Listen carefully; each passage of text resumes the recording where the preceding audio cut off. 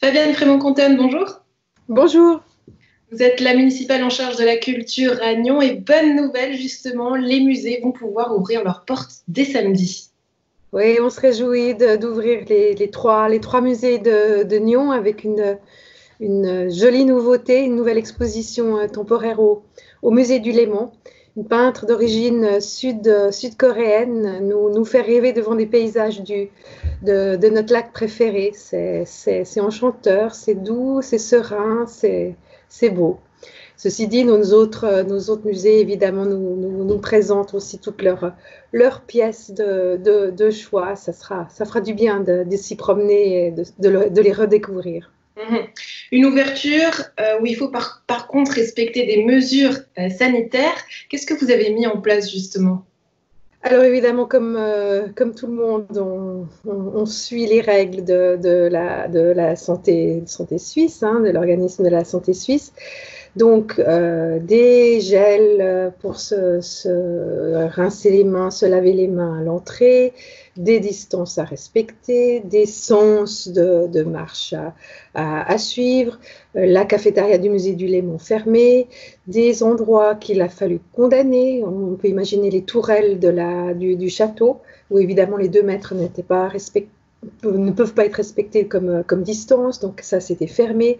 Et puis aussi malheureusement, mais on a dû le faire pour le moment, peut-être qu'on cherchera d'autres solutions,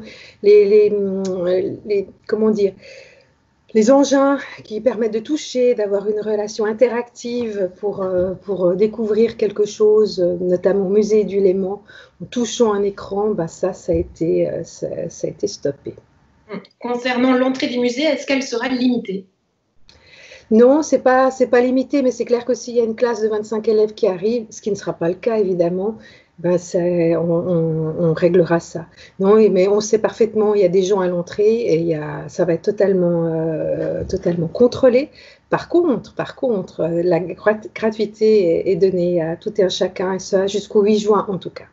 Concernant les horaires, est-ce qu'ils restent les mêmes que sur le site internet de d'habitude ou est-ce qu'il y a des changements?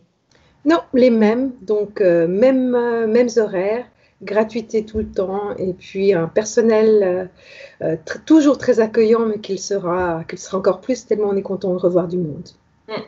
On l'a vu, hein, la vie reprend gentiment ses droits, son cours.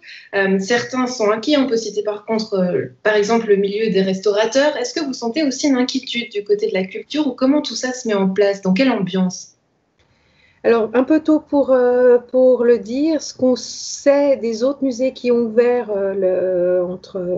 tout début de cette semaine, c'est qu'il y a les passionnés sont là, mais il n'y a pas la foule qui débarque. Les gens sont encore très regardants et prudents.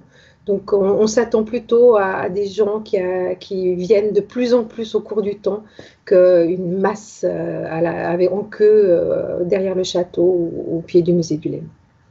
En tant que municipale de la culture, qu'est-ce que ça représente pour vous, cette ouverture des musées à nouveau?